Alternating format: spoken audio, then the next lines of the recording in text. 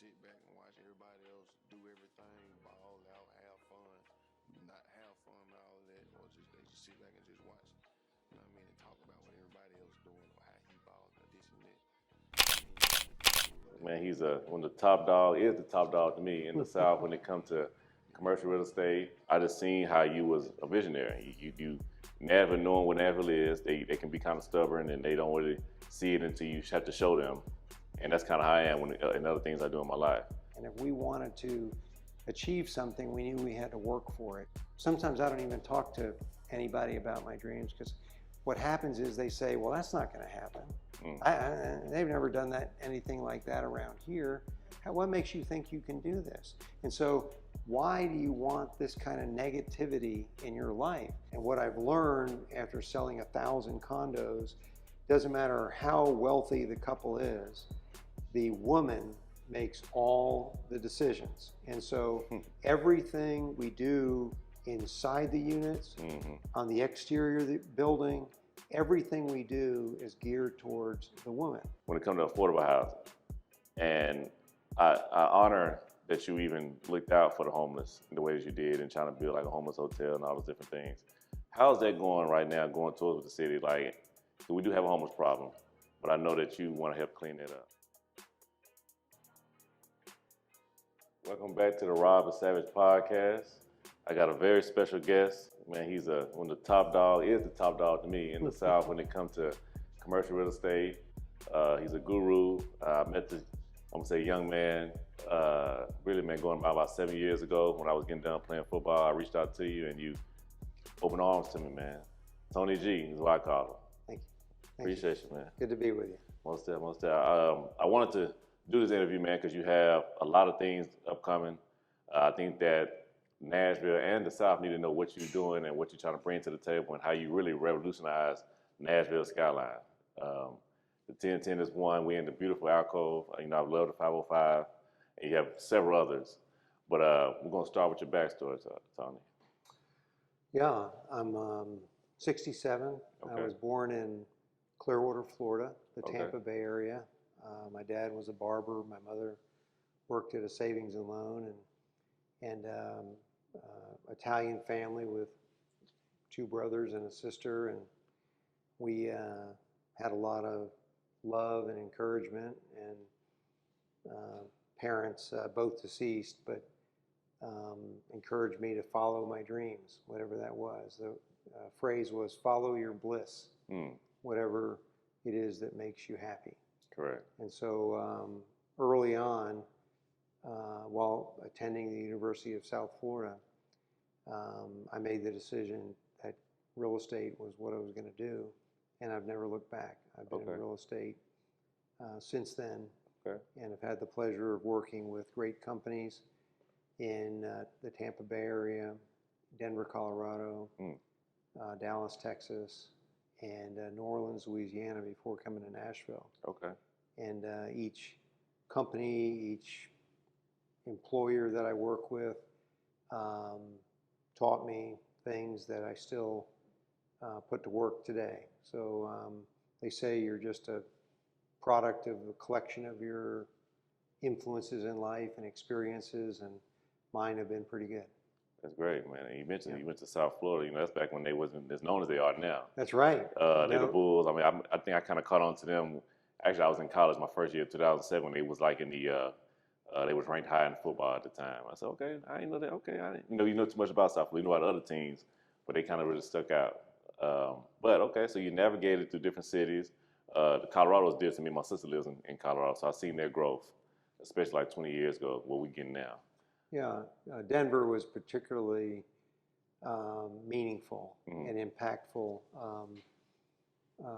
Clearwater is a small town. Tampa was still a pretty small town, but certainly a lot bigger than Clearwater.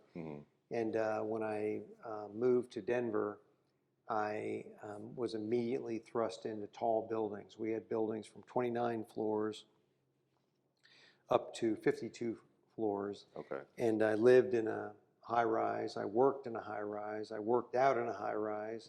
I shopped in a high rise. I dated in a high rise. Right. You know, everything I did was in a high rise. So I fell in love with tall buildings. And then secondly, during the 2 years I was in Denver, I didn't have a car. Okay. And so I learned, much different than Florida, which is so spread out, Correct. that in an urban environment, you don't need a car. And so I was in better shape. I walked everywhere I went, and it was very economical. So I learned a lot in Denver, Colorado, and I owe a lot to them. The other thing that I learned in Denver, there were 4 residential buildings in Denver. 4 buildings. Okay. And I lived in one of them. I was across the street from 2 others, and every one of these buildings was in bankruptcy. Every one had failed. Wow. And so you'd think, well, people in Denver don't want to live downtown. Right. Well, there's 35,000 people living downtown now. Okay. So when I was there, the people that were doing these buildings were just pioneers. They were ahead of their time. Like I guess we were with Cumberland. Cumberland was very difficult. So when in Denver taught me the power of getting the ball rolling with urban housing. San Diego was the same way. There were 2 bankrupt buildings. Now there's 35,000 people living downtown. So it's really interesting to think back on these experiences and how they've helped shape, my thought processes. It makes sense. I mean, Denver, especially, a lot of people probably live in the outskirts. Like my sister live in Aurora, but I'm pretty sure they would live downtown. But I know it's beautiful down there. Aurora's beautiful. Very beautiful. And then San Diego, that's more, in my mindset, I always thought it was a Navy town. Yes. So they probably really wasn't thinking about going down there at that moment. But now it's where you want to be. Yes, San Diego is just beautiful. The weather is like this every single day. Right. I wondered why there was a weather report. They should just do a bulletin. Right. If it's going to rain like 3 times a year, they'll just interrupt the regularly scheduled entertainment to say, "Hey, it's going to rain today." Right. But I don't know why we have to have a weather. They used to have a weather, but my work took me to San Diego, San Francisco, Los Angeles. So I'm familiar with these cities because I lived mostly in hotels or in an apartment and worked in these cities. Okay. Yeah. And we can pick on that. I know that when you got out of school, I seen on a video that you recently did that it's really your wife was one of the reasons why you in Nashville, because you was going to be out there in California for work, right? Well, Lisa, who I met here in 1984 when I moved here, she is the one that told me that she's a Southern girl and she's not moving to California. Right. And so I had to decline a very lucrative offer that I had received. And had I taken that offer, who knows what life would have been. Correct. But she and I have been married now for 33 years. Wow. And so I'm very thankful that I chose to abandon the project and stay with her and stay in Nashville. I'm thankful for that. I'm thankful to wake up in Nashville every day. This is one of the greatest cities in the country. No, most definitely, man. And that's a testament, man. It's always the smart thing of a woman. It gets us every time. But if that wasn't, it was a decision for you, but Nashville was not always open as it is now. You mentioned about the Cumberland. What was the main issues with that to get really Nashville behind that? Well, the main issue was I didn't know what I was doing. And so that made everything harder because I was literally making it up. There wasn't anything I can point to in Nashville to say, I'm going to do this building like that building. Right. So there really wasn't anything here. And then thirdly, I didn't want to do it. Mayor Phil Bredesen had this idea of housing because he is from Boston and he knows how important a vibrant urban neighborhoods are to the vitality of a city. And this was his vision, and I went kicking and screaming to do it. I'm thankful because since that time we've done 1,000 condos and over 3,500 apartments. So in essence, we've, just like in college deciding to go into real estate, the Cumberland, or more importantly, the Viridian experience is what catapulted me to say, this is what I'm going to do now. And so with very few exceptions, Bridgestone headquarters being a notable one, with very few exceptions. Apartments and condos has been our focus since 1993. And you took over, man. You know, for a long time, the only significant thing we had, I mean, we had the L&C years ago, but the Batman building came in, that's all we knew. Well, it's funny that you mentioned those two buildings. Mm-hmm. That's very thoughtful. Because the most significant building to be built in downtown Nashville, and I'll just say that I know of, mm-hmm. because other people might know better than me. Some may say the state capitol or the, Union Station or the something else. But to me, the building that announced to the world that Nashville was serious and Nashville was a city on the rise was L&C Tower. Correct. At 31 stories. It was more than twice as tall as anything else in Nashville. Mm-hmm. And it was the tallest building in the southeast United States. And so you can imagine being in one of these other cities, mm-hmm. and I won't mention their names, in surrounding areas, and I'm sure they were saying, who do they think they are? Right. Right? Yeah. And so that building dominated the skyline, and nobody built taller than it for 35 years. Wow. And then 35 years later, Phil Bredesen brought Bell South to Nashville. Yes. And so 35 years after L&C, the Bat Building opened up. Mm-hmm. And the Bat Building continues to this day as the signature of Nashville. Correct. If somebody thinks about Nashville, they think of the Bat Building. That's correct. And whether you like it or not, there it is. It's very recognizable. Correct. And so it's not lost on me that 35 years later, in 2027, 1010 will open up. That's amazing. And it will be, I believe, the most significant building for the next 35 years. Okay. So I'm excited about that. I'm excited about it myself, man. Kind of part of history. Oh yeah. And to kind of give the audience a little time frame, you've always been a big thinker, and I think that, of course, you've been ahead of your time here on a lot of things. And one of the major ones I really wanted to see, which I know you did too, was the Signature Tower.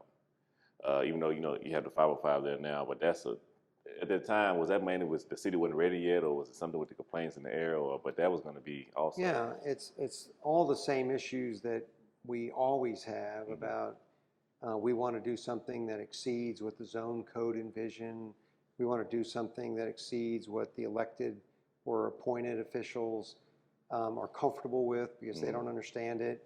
But Signature Tower was remarkable, and I don't want to dwell on that, but we personally spent just under $10 million, $9.6 million pursuing that. And I think back on that building, a couple of things stick in my head as being the most important. The first is I was so proud that I didn't ask people for help. I didn't go to people that had money at the time and say, would you help me? Would you, I'm short over here. I put 10 million in, I need another 10. Would you help me with this? So that didn't cross my mind. I was so self-sufficient, and I still am, but less so. I'm more dependent upon my team to do things. I didn't have a team back then. And so that's one of the things that I think about, because if I was more mature and if I knew then what I know now, I might have gone to the then governor or then gone to the then mayor and gone to the city leaders, big names that you don't need me to mention, and say, I think this is a significant thing for the city. I can't do it on my own. I tried. Right. Would you be willing to help me? And so that was that's something that it haunts me that I didn't do that. I might still have not been able to do it because the market tanked, but I think about that a lot. The other thing that I think about is my associate, Ted Cromer, who I've been friends with most years since 1984, and has worked with me since 2005. He, one day we're walking down Church Street, and he says, Tony, this is the day. And I said, Ted, what do you mean this is the day? He goes, this is the day we were to complete Signature Tower. Oh, wow. And I'm like, I'm thinking to myself, I'm like, oh my gosh, the market is in recession. If we had built these 400 condominiums, we would have gotten killed. Correct. And so I've gone from woe is me, you know, that kind of attitude, to thank God I didn't get this building done. I'd be living under a bridge because it would have wiped out everything I had. And so each project is, you know, has its own challenges and its own impact, and it stays with you. It does. Your whole life. It does. You know, God has a funny way of showing us, like, okay, it's not that time yet. And that's all that was. You know what I mean? And that's around the time also that I had reached out to you. And that was a big thing that I was seeing. I was with something bragging rights I would have on my teammates. Like, man, we got the tallest building in the South, all that, boom, boom. But it wasn't that time. You know what I mean? He had something else planned for you. And as you see, this beautiful building we're in now, the Bridgestone headquarters and others, like, he seen what was down the pipeline. So, yeah, it might have hurt at that moment, but yeah, he knew it was grand for you. Yeah, and even today, you know, there's a song about unanswered prayers, but I think their prayers are answered, and sometimes the answer is no. Right. And so on this recent financing that we closed, one of my associates said in the newspaper that that I've often said that it's impossible in this market to get this done, but let's go ahead and do it anyway. And because it is impossible. How many buildings like this anywhere in America are getting done?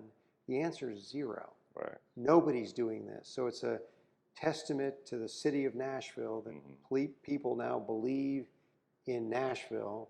It's a testament to our track record. It isn't Tony, but it's our track record where people can look at these buildings and look at the fact that we can complete them on time, on budget. That's, you know, it sounds like a little thing, and why should you get thanked for doing what you say you're going to do? Right. But most people, they can't deliver. Can't deliver, and so, so I think all those factors came together. It's a great story, but maybe that's for another day. No, I got you. I mean, I love that you even opened up about that, man, because a lot of people don't know. I have friends who ask me all the time, man, you know, Tony, man, but what? I heard there's a rumor that he owns the parking lots. You know, they don't really, they trying to find out everything that you do. But I knew you do have association with a lot of the parking garages in the city. Well, it's a whole story, but the long and the short of it is I started a parking company in 2001 with one parking lot. Oh. The parking lot where 505 sits. Wow. I had one parking lot, and I had motivations for wanting to start the parking company, but I certainly didn't have aspirations for what happened. Okay. The parking company started growing. People started asking me to take on their parking lots, and I needed help. And a young man, the son of a dear friend of mine, Ryan Chapman, was working for me and told me he had aspirations of his own and wanted more. And it was a match made in heaven. And so he took the reins of the company and grew it to a national behemoth. We sold that company for $84 million. Wow. Several years later, that company that we sold it to resold it for $131 million. And now that same company that bought our company is buying the largest parking company in the world, SP Plus, for $1.8 billion. So think about this. You know, somebody mentioned parking lots. I think parking is very important. And I'd encourage anybody to own a parking lot, own a parking garage. It's a great asset class, just like apartments are an asset class, or retail's an asset class, or office or hospitality. Parking's an asset class. So it takes all the same, focus and management to be successful like anything else does. I mean, that's it went from one parking space to 1.8, you said? We had 240,000 parking spaces in 22 cities.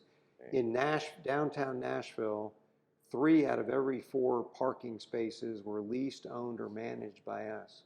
Wow. Think about that. That's amazing. So the other thing it says is, if you're willing to work hard and make mostly right decisions, 8 out of 10 decisions right, that's a goal. That's a win. That's a goal. That's as good as you're going to get. And if you're willing to put forth the effort to do that, and you're blessed, you have favor, you can achieve great things, and it's exciting. It is, man. You really just blew my mind with that, because I didn't even know that. I know it's scaled up to that much, and it's still growing. That's a big asset when it comes to cities, parking garage, especially with a thriving city downtown. You got to have the garages. Got to. You have to have parking, but the good news is the parking demand is diminishing. Our residents are buying in to the live, work, play lifestyle. It's no longer a cliche. Okay. They actually live in this building. They do not own a car. And so if they need to go outside the city, outside the downtown area, they Uber or Lyft. If they're going to professional sports, cultural sports, or entertainment venues, walking to the grocery store, they're just living the dream. Right. They don't have that hour commute in the morning, that hour commute at night. They're actually enjoying a very, very nice lifestyle, the same lifestyle that I experienced in Denver, Colorado back in 1981. Okay.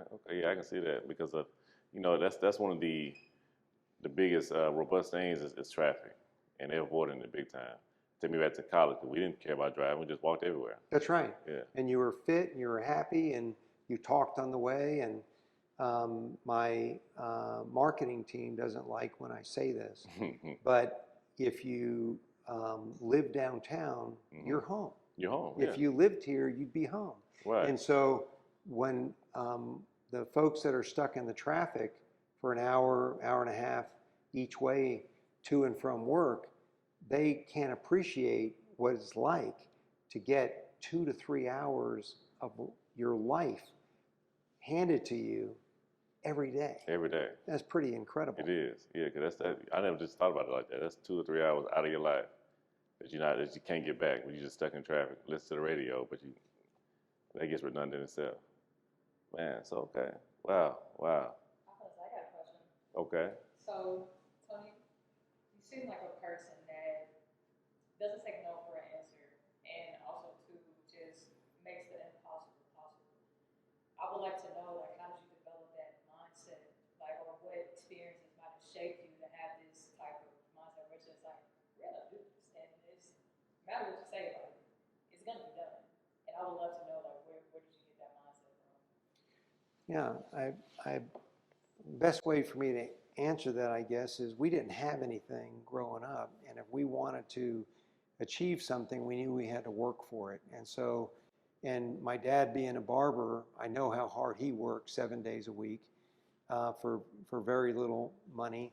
And so it didn't matter what I was going through. I felt like I'm living the dream, because whether I was successful or not successful, look at the life I get to lead, pursuing the things that I was excited about pursuing. The other thing is, I think that most anything worth doing is worth fighting for. And if you have a dream, if you have an idea, and you'd like to realize that dream or idea, if you share it with others, sometimes I don't even talk to anybody about my dreams, because what happens is they say, well, that's not going to happen. They've never done anything like that around here. What makes you think you can do this? And so why do you want this kind of negativity in your life? So you just keep it to yourself. And so by the time it comes out, by the time people know what you're working on, they're just shocked that you've gotten so far working on something. And it's not that you don't want to share it with people. It's just, for me, I oftentimes say, please don't tell me why I can't do this. I understand that you don't understand how I could do it, but that doesn't mean I can't do it. And so I put a lot of time, a lot of energy into thinking about a project and seeing it in my mind or on scratch pads or the best thing, a napkin, and see it all the way through to completion. And then when I get all the way out there to completion in my mind, I go, is that worthwhile? Is that worth it, what I'm going to go through these 3, 5, 7 years? And if the answer is yes, that's worth it, then nothing's going to stop me from pursuing it, even if I have bad days. Yeah, that's powerful. Does that make any sense? No, it makes perfect sense. Yeah. I appreciate that. That's powerful. That's powerful. And then, Robert, I have a question for you. Okay. Just in your own words, what even made you, in the beginning, just reach out to talk? Like, what just inspired? Like, I mean, out of all the people in Nashville at your time, you know what I'm saying? Like, what just made you just like, okay, I have to reach out to him. I have to do this. So I'm glad she asked that. So at the time, I was wondering what I'm going to do in my life when it comes to sports. And I was in Charlotte, North Carolina, and I was actually reading the newspaper. I was on the internet looking at the newspaper. And I seen that you had an article about yourself. I came in with what it was. And I read it. I liked what I seen. And I said, oh, you know what? I'm going to reach out to him. But it was 2 articles. It was yours and also Brian Reams with Highwell Properties. So I emailed you both. And Brian had hit me up first. And I had told him what I would like to do. I would like to, shadow somebody just to learn commercial real estate or even residential once I do come back in town. Brian had hit me back, and I said, well, he said, when the off season or whatever you got going on is going on, come on in town, come on to the office, we'll talk. We did that. I told him about my vision. He ended up reaching out to you, even though y'all hadn't talked in a while, but it was just an initial. And then you invited me to the tall building forum that they had at the Batman building. Yes. And that was great, wasn't it? It was. I had to see a vision of what was coming then. And I took that. I was like, man, you know what? This is what I need to do then. And after that day, I knew I was going to stay in contact with you in a way. And I liked how after that initial meeting with Brian and you, when I got out the way, y'all had y'all conversation. That's how y'all was able to do the Bridgestone headquarters, because you had the parking garage, he had the contract, and then boom. So I always tell people, like, I'm part of that in a sense. With the Bridgestone headquarters. But to answer her question, I just seen how you was a visionary. You never knowing what Nashville is. They can be kind of stubborn and they don't really see it until you have to show them. And that's kind of how I am in other things I do in my life. And I just knew that if I can align myself with these good men, it can change my life, and it did. I haven't got to tell you this, but a lot of people don't know our association like that. But I've mentioned your name several times, and every time I mention your name, you come in. And it kind of like, oh, wow, how does he know him? It really has changed everything. Even with Mark, when I initially met Mark, it was actually through Ron Johnson.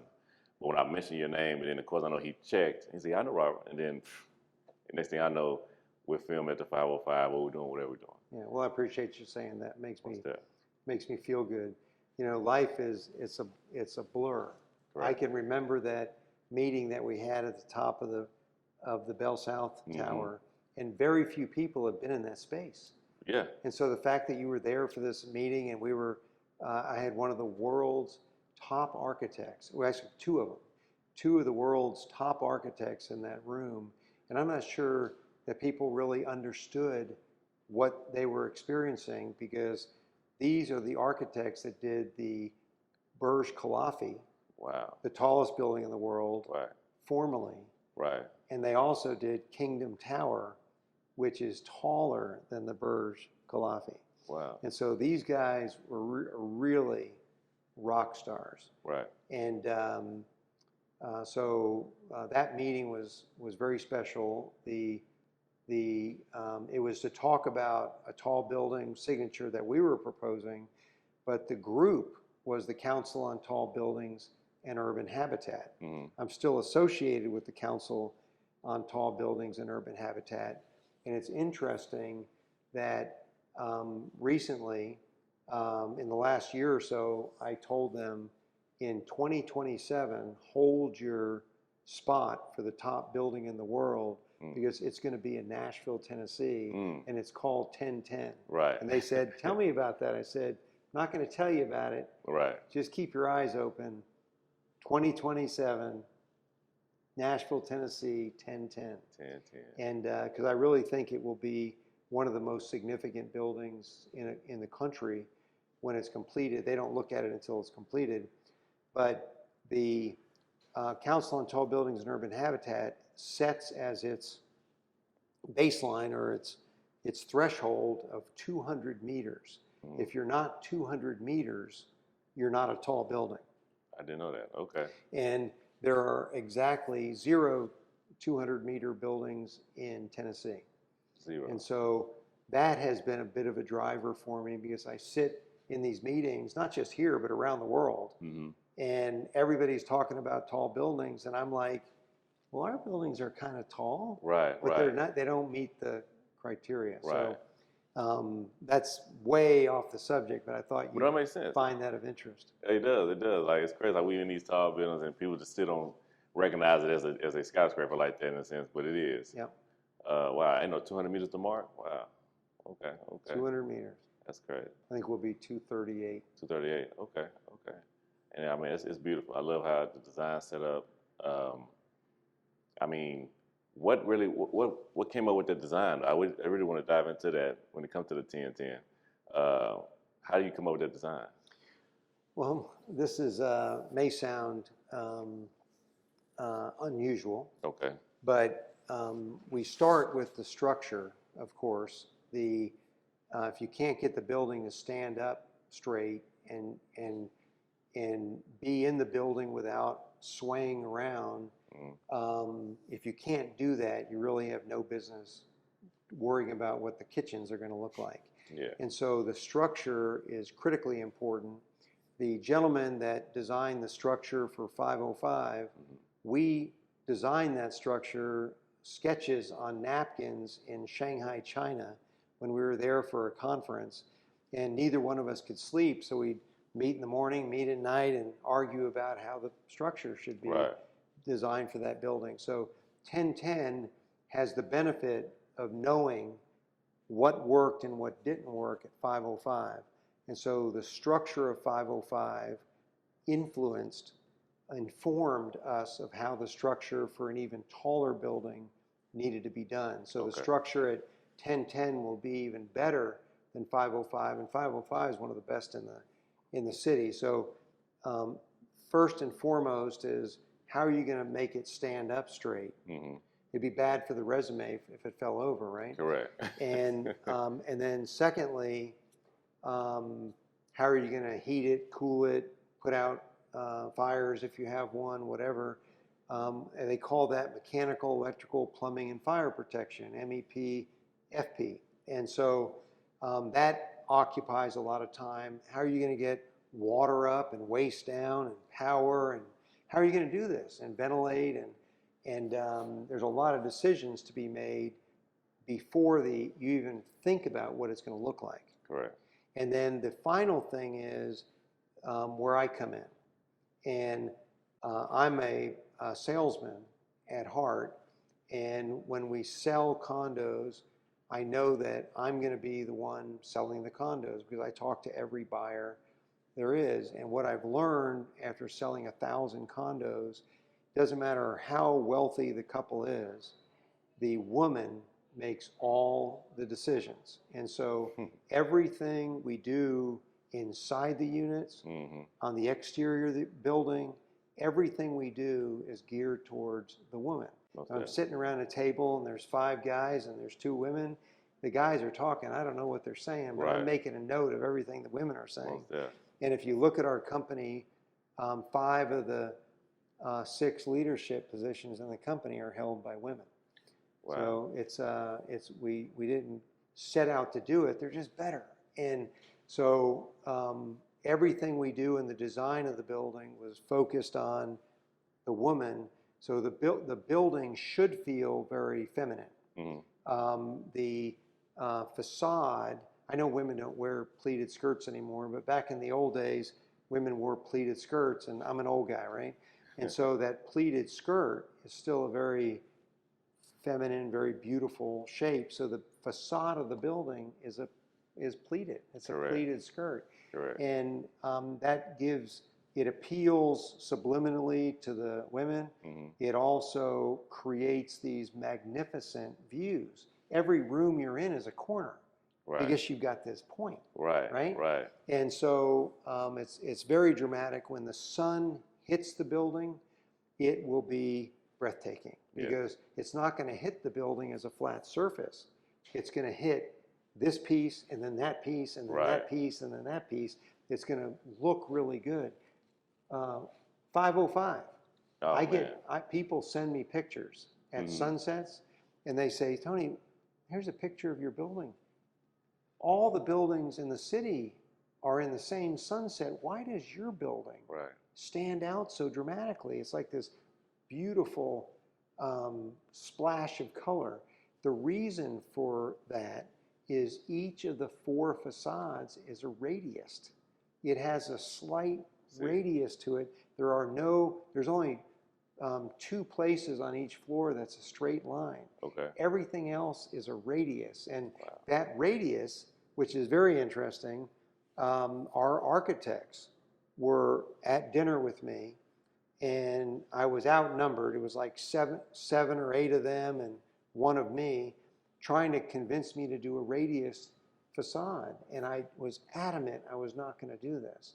And my wife came in, it was at the Palm, and my wife came in the door, and I thought, excellent. My wife has her feet so firmly placed on the ground, she's going to be able to help me. Right. And so she sat down at dinner, and I said, listen, Lisa, I need you to help me with this, and they're trying to get me to do this radius. It's going to be more expensive and harder to build. I think we should do a simple rectilinear building. And she looked at me, and she had this 2 models. One was a straight facade, and one was a radius facade. And she grabs the one with the straight facade, and I'm thinking, great, I win. And she put it down on the ground, and she said, I don't know what you're thinking. You're going to build a building like that, and you're going to put a rectilinear facade. You've got to have the radius. Correct. So I got up and went to the restroom and was gone for about 30 minutes trying to recover. But so there it is. Right. The woman made the decision. And so I think that it enters into everything we do in the building. Everything. Well, you took great notes from 1984. Was that? You took great notes from 1984. Oh, yes. Big absolutely. Time. Big time. That's how you're supposed to do it. I mean, the woman knows best. But that whole concept of the radius, I can see it. I mean, as soon as the sunlight hit in, when we first walked in, my breath was taken away. And then we went outside on the deck, and that was a great thing about the pool you have outside, the bottomless pool. Never seen nothing like that. Yeah, that was, there's always something that I try to have something about every building that is unique. Something that nobody else has, something that people go, our favorite word, wow. Right. And so I had seen this, a pool like this in Houston, Texas. Okay. And I was just blown away. I said, look at this. I mean, there's people in this pool. Right. It's got a clear bottom. It's cantilevered out over the 30 plus floors over the sidewalk, and they're swimming in this pool. I mean, people will do this. Yeah. And I said, I've got to have one of those. And it took 9 months to get it approved by the city. 9 months. 9 months. And I didn't want to take the chance of having them say no. So I took my time with it.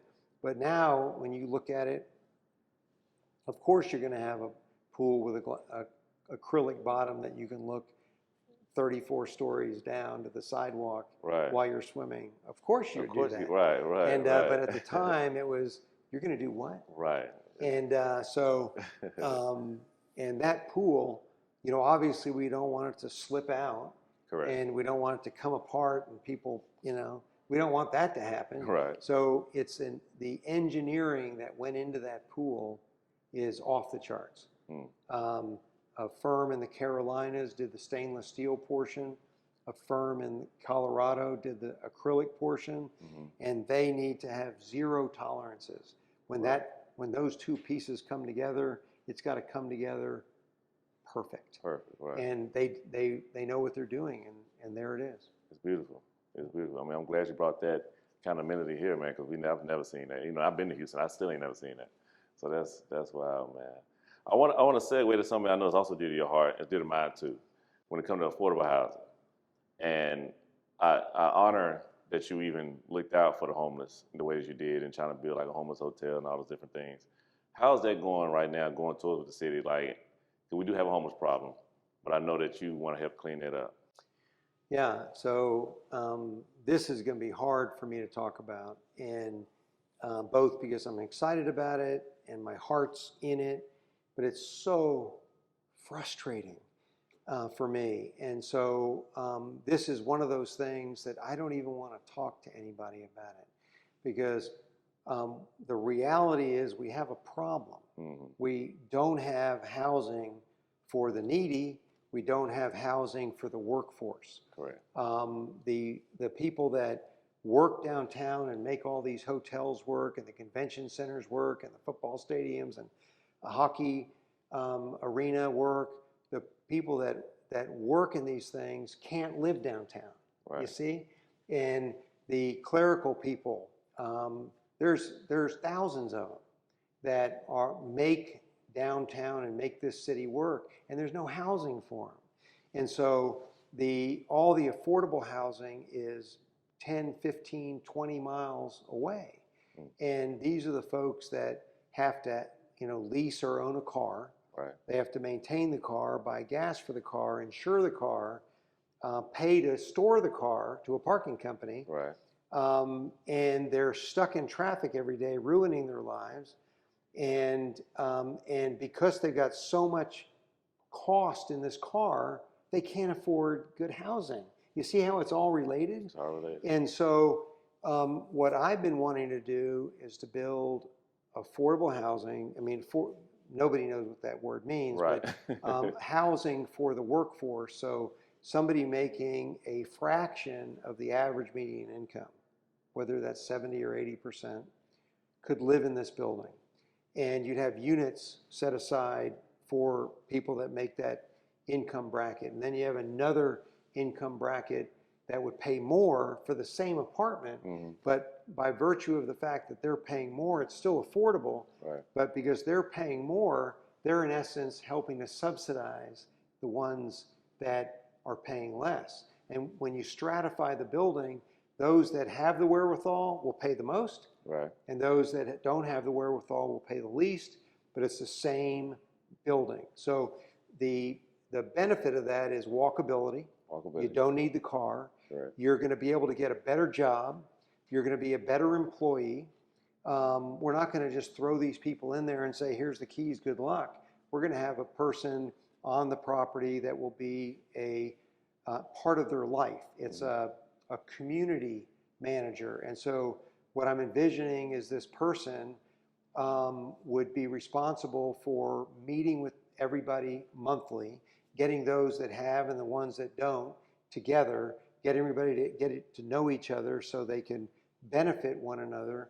The folks that are striving to have what the other ones have can look and see what the lifestyle of that person is and say, well, I'm going to emulate those good things. A lot of times it's not all good. Right, but right. Yeah. And those that have are no longer saying those people. Correct. Because it's their neighbors. Right. And right.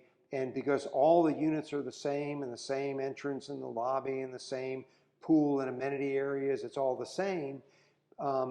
People stop knowing who's who. Who's who. You see? Correct. And so everybody is interacting, and now it's just neighbors. It's just neighbors. You see? Yeah. And so, but our community manager would organize meetings with employers, like Amazon and say, I've got an employee, and what talents, what skills do we need to, that does this individual need to gain to have that job that you're offering?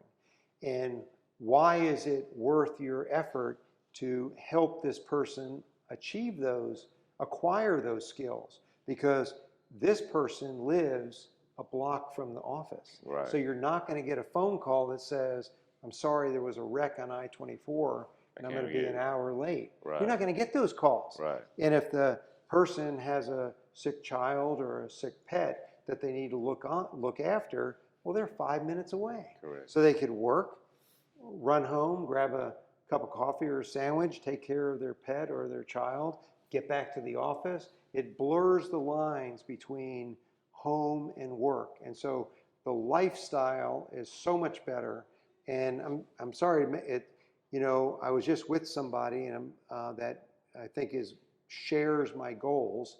And the benefit of this party that I'm working with is they have $2 billion they want to deploy for this vision that we share. And what they say is that we are mission based. We do have a mission to achieve this, but we're also fiduciaries. We're responsible to others for their jobs and their money. Correct. And so if we put money into the project, that money needs to be able to come out. And we need to pay a return to the people that put their money at risk. The people in the city that, whether it's the city or the state, that we're asking for help, they need to trust that we will do what we say we're going to do, because why should they take a risk? Right. Because it's so crazy what we're proposing. Why should they take a risk? So it's important to do that prototype. And so we're about $10 million into creating this prototype, and it's right outside the window. Oh, wow. I mean, it's not far away. Right, right. We could walk there in 2 minutes. Wow. But if we're able to pull this off, if we're able to make this happen, then this will become part of the solution. And in the urban environment, I think this is the solution. I think it is too. Also, you said something earlier where you hinted on a little bit. They would change the mindset. Just imagine, like you said, if your neighbor, if you live in a high rise and your neighbors, it's inspirational, but you're living in amongst them. It'll make you want to motivate to do something better with yourself and continue to do what you're doing. Like that's one thing I've noticed with the homeless or people who's the less fortunate, the mindset. You know what I mean? If you say you live 10 minutes from downtown and it doesn't look all that nice, you got to struggle with the car, gas, it's going to just keep you in a dump feeling. But if you're down here, everything looks good, you got these glass buildings, you got the amenities, it's going to just make you want to just strive for different things just by seeing what you see. So I love that. I think that anybody who, when they do hear this, they need to get behind that. Yeah, and think about anybody you know, regardless of the socioeconomic, anybody you know, if 2 hours a day they're driving and they're unhappy, they're dealing with other drivers, right? And of course they're great drivers and everybody else is the other driver. Right. But they don't have any peace. Correct. And so think about how transformative it would be if for an hour in the morning and an hour at night, they could just sit, do nothing, but just sit and think and contemplate, consider what happened today, and dream of what they'd like to be doing tomorrow. Just sit and have peace and dream. And they don't have that. Right.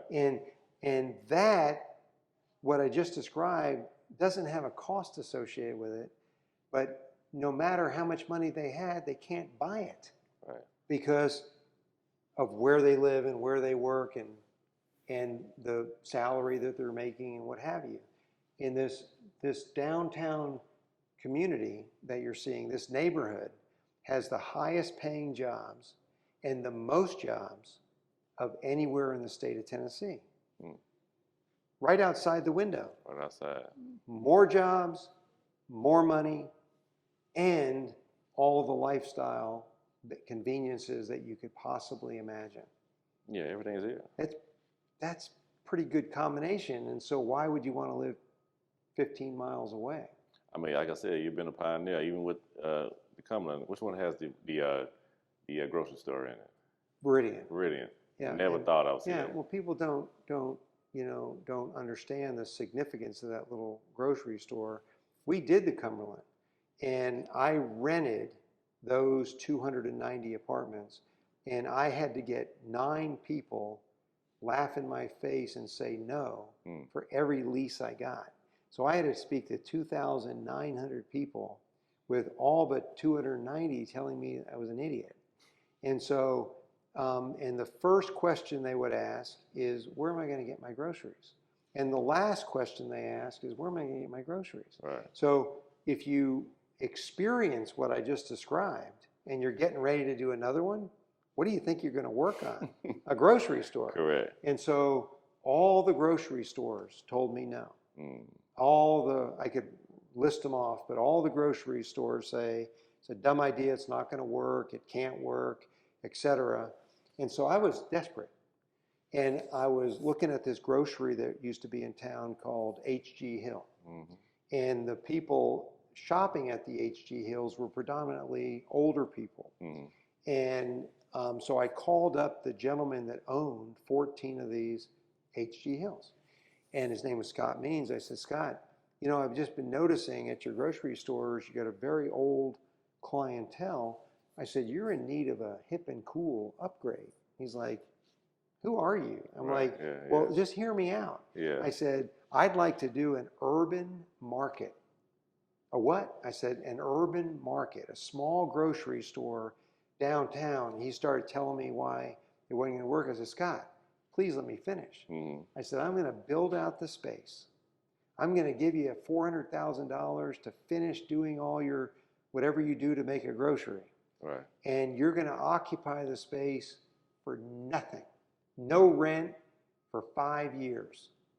And at the end of that 5 years, if you want to stay, whatever a percentage of your gross is, that's what you can pay me in rent.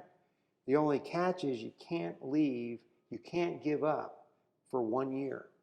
And he said, well, that sounds like a deal. He said, what do you need me to do? I said, 10 o'clock tomorrow morning, Mayor Purcell is going to be announcing this tower. I need you to come to the meeting, smile, and shake my hand.